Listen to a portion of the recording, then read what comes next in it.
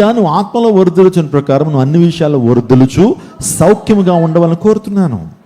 When you are started to prosper in spirit of God, when you are started to prosper in the spirit, you can be prosper in every area of your life. You can be prospered in socially, you can be prospered in economically, you can be prospered in spiritual aspects as well. నీ జీవితంలో ఆధ్యాత్మికంగా నువ్వు ఎదగగలుగుతావు, సామాజికంగా వర్ధిల్లగలుగుతావు, ఆర్థికంగా వర్ధిల్లగలుగుతావు. స్తోత్రం చెప్పండి, హల్లెలూయా. ఎప్పుడు తెలుసా? when you started to prosper, when you start to prosper in spirit, నువ్వు ఆత్మలో వర్ధిల్లటం నేర్చుకున్నప్పుడు నీ కుటుంబాన్ని దేవుడు దీవిస్తాడు, నీ భార్యను దేవుడు దీవిస్తాడు, నీ భర్తను దేవుడు దీవిస్తాడు, నీ ప్రయత్నాన్ని దేవుడు సఫలం చేస్తాడు, నీ మనోభిష్టాన్ని దేవుడు సఫలం చేస్తాడు, నీ ఆలోచన యావత్తును ఏం చేస్తాడు? ఆయన సఫలపరుస్తాడు. నేర్చుకో ఈ రోజున ఆత్మలో వర్ధిల్లటం నేర్చుకో. అంటే ఆత్మలో వర్ధిల్లటం అంటే అర్థం ఏంటి తెలుసా? నువ్వు ప్రేమలో ఫలించాలి. ఏమవ్వాలి? నీలో ప్రేమ, దేవుని ప్రేమ ఉండాలి, పిచ్చి పిచ్చి ప్రేమలో కాదు.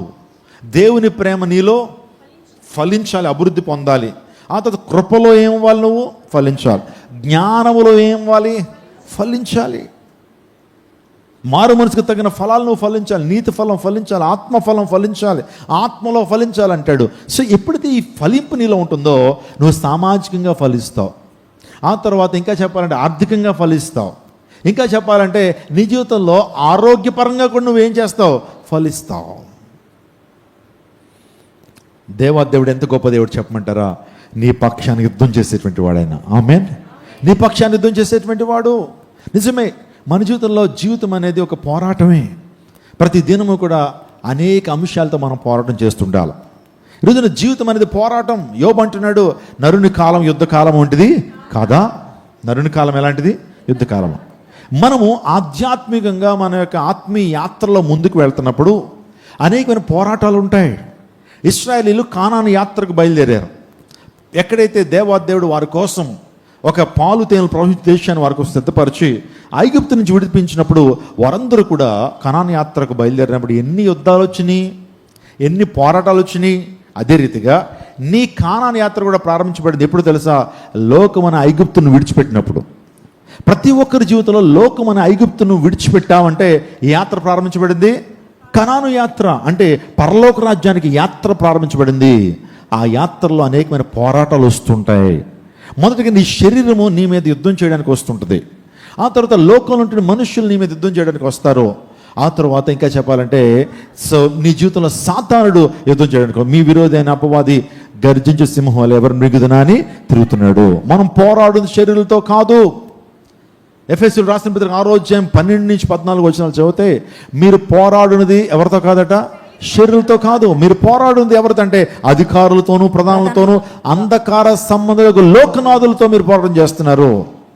ఈ స్పిరిచువల్ రియల్మ్లో మనం పోరాడునది దురాత్మ శక్తుల సమూహముతో. మొదటి సమూయేలు గ్రంథం 17వ అధ్యాయం 47వ వచనంలో దేవుడు ఒక మంచి వాగ్దానం చేస్తున్నాడు. యుద్ధము యెహోవాదే. Amen. War belongs to God. యుద్ధం యెహోవాదే. మనం పాడతాం కదా, రాజులు మనకెవ్వరు లేరు, శూరులు మనకెవ్వరు లేరు, రాజులు మనకెవ్వరు లేరు, శూరులు మనకెవ్వరు లేరు, సైన్యములకు అధిపతి అయిన యెహోవా మన అండ, సైన్యములకు అధిపతి అయిన యెహోవా మన అండ. యుద్ధము యెహోవాదే, యుద్ధము యెహోవాదే, యుద్ధము యెహోవాదే, యుద్ధము యెహోవాదే. ఇక్కడ 2వ సమూయేలు గ్రంథం 17:47 యుద్ధము యెహోవాదే. యేసుక్రీస్తు ప్రభువు వారు మనకు జయ జీవితాన్ని ఇవ్వడానికి లోకానికి వచ్చాడు. He conquered everything. Jesus conquered everything. He conquered devil, he conquered grave, he conquered death, he conquered sin, he conquered all the political powers of this world. He's a God who conquered everything. ఆయన మనకు విజయాన్ని ఇవ్వడానికి సమర్థుడు. ఇశ్రాయేలు ప్రజలా, మీరు ఊరక నిలిచిండి చూడుడి, ఊరక నిలిచిండి చూడుడి, యెహోవా మీ పక్షమున యుద్ధము చేయును. హల్లెలూయా. Just wait and see. Our God is a God who can give you victory. Just wait and see. చూడంతే. దేవుడు చేసే కార్యం చూడు. ఎర్ర సముద్రం ముందు ఉంది, వెనకాలేమో ఫరో సైన్యం ఉన్నారు, అటుప్రక్క కొండలు ఉన్నాయి. ఇప్పుడు దేవుడు అంటున్నాడు ఊరుకుని చూడండి అంటున్నాడు. అలా నిలబడి చూడండి అయ్యా. ఏంటి నిలబడి చూడటం? వెనకాల ఎవరు వస్తున్నారు? శత్రువు, ఫరో సైన్యం, శ్రేష్టమైన రథాలు వేసుకొస్తున్నాడు. ఆ రథ చప్పుళ్ళు, ఆ గుర్రాల రంకులు ఏంటంటే భయం వేస్తుంది అయ్యా. ఊరుకుండి చూడమంటావేంటి? ఊరుకుండి చూడయ్యా. Just wait and see. I'm gonna do something great in your life. I'm gonna do something incredible things మీ మధ్యన నేను చేయబోతున్నాను దేవుడు మాట్లాడాడు. అవును, ఈ రోజున దేవుడు చేసే కార్యాలు జస్ట్ వెయిట్ అండ్ సీ. అలా వెయిట్ చేసి అలా చూడండి అంతే. దేవుడు నీ జీవితంలో కార్యాన్ని త్రిప్పి వేస్తాడు. స్తోత్రం చెప్పండి. ఆయన త్రిప్పి వేసినప్పుడు మరెవడైనా సరే మళ్ళీ తిరిగి తిప్పగలడా? చెప్పండి. ఆయన కార్యము చేయగా దాన్ని తిప్పగలిగినటువంటి వాడు ఎవడన్నా ఉన్నాడా? స్తోత్రం చెప్పండి. ఆయన తలుపులు ఓపెన్ చేసిన మళ్ళీ దాన్ని క్లోజ్ చేయగలిగినటువంటి వాడు ఉన్నాడా? లేడు కదా. కాబట్టి వెయిట్ అండ్ సీ. ఇశ్రాయేలుతో దేవుడు అన్నాడు జస్ట్ ఊరకు నిలిచి ఉండి చూడండి అన్నాడు. మోషేకి దేవుడు ఆజ్ఞాపించాడు, నీ చేతి కర్రని ఎర్ర సముద్రం వైపు చాపు అన్నాడు. జరిగిన కార్యం అద్భుతం. Rest is the history. జరిగిన కార్యం క్రీస్తు పూర్వం 1440 సంవత్సరంలో జరిగినటువంటి అద్భుత కార్యం. నువ్వే బా అనేటువంటి ప్రాంతంలో ఎర్ర సముద్రం 2 పాయలైంది. దానికి ఇప్పటికీ చరిత్రలోను ఆర్కియాలజీలోను ఆధారాలు మనం చూస్తున్నాం. అప్పుడు వచ్చినాక దేవుడు చేసేటువంటి కార్యాలని జస్ట్ ఏం చేయండి? Wait and see. ఊరుకొని నిలిచుండి చూడండి. అప్పుడు వచ్చినాక యెహోవా మన పక్షమున కార్యము సఫలము చేయను. అందరి మాటనండి, యెహోవా నా పక్షమున కార్యమును సఫలము చేయును.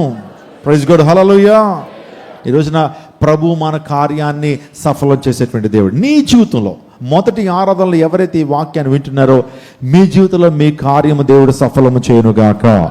మీ మనోభిష్టాన్ని దేవుడు సఫలం చేయనుగాక. మీ ఆలోచన దేవుడు సఫలం చేయనుగాక. మిమ్మల్ని దేవుడు తలగా ఉంచునుగాక. Praise God. నేను చెప్తున్నాను, ఇక్కడ చాలా మంది బ్లెస్ అవుతున్నారని దేవుడు నాతో మాట్లాడుతున్నాడు. దేవుడు మీ సమస్యకి పరిష్కారాన్ని ఇస్తున్నానని దేవుడు వాగ్దానం చేస్తున్నాడు. అనారోగ్యంతో ఉన్నటువంటి వారికి దేవుడు స్వతంత్రం ఇస్తున్నానని దేవుడు వాగ్దానం చేస్తున్నాడు. ప్రైజ్ గాడ్, హల్లెలూయా. కాబట్టి దేవుడిని పక్షాన ఉన్నాడు. ఇంకొక అద్భుతమైన విషయాన్ని చెప్పనా? ఎప్పుడైతే నువ్వు ఫలించడం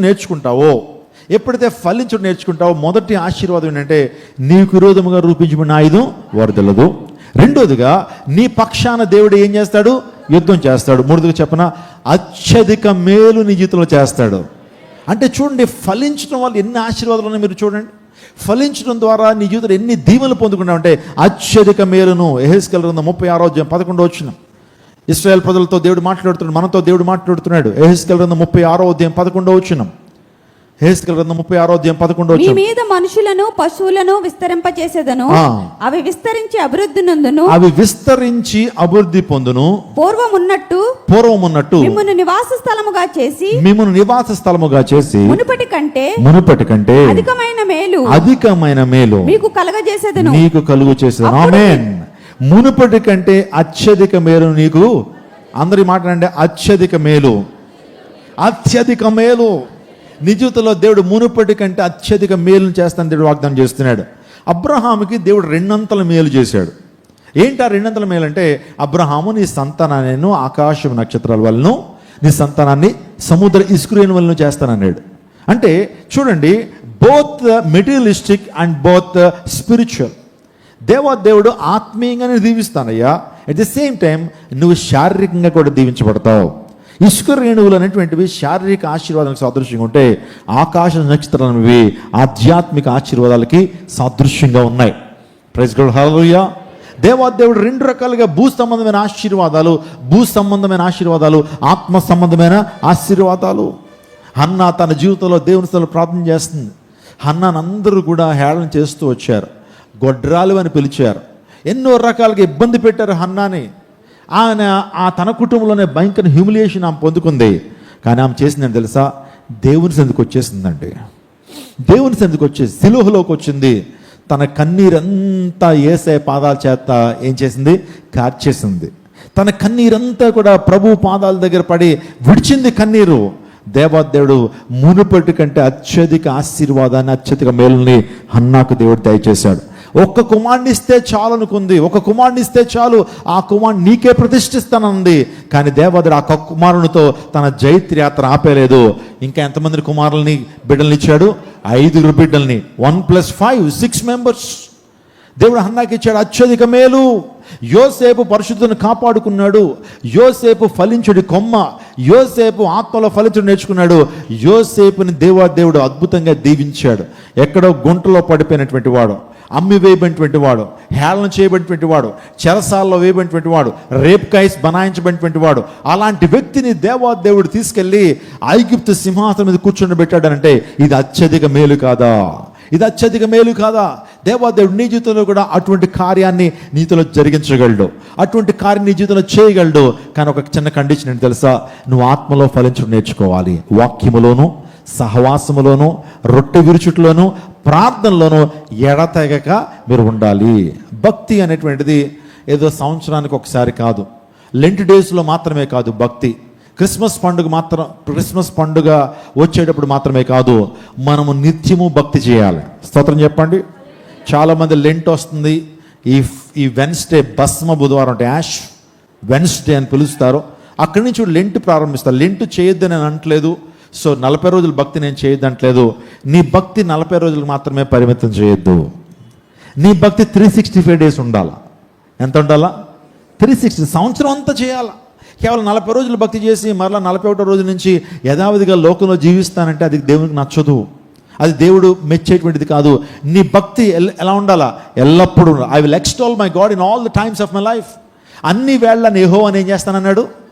స్తుతిస్తానన్నాడు, సేవిస్తానన్నాడు దావీదు. అంతేగాని నేను పలానా సీజన్లో, పలానా రోజుల్లో, పలానా ముహూర్తంలో నిన్ను సేవిస్తాను, మిగతా ముహూర్తాల్లో, మిగతా రోజుల్లో విడిచిపెడతానన్నాడు దావీదు. నిజమైన ఆరాధకుడు ప్రతి దినము దేవుని ఆరాధించాలి. నిజమైన ఆరాధకుడు ప్రతిరోజు కూడా అతని జీవితంలో పండుగే. ప్రైజ్ గాడ్, హల్లెలూయా.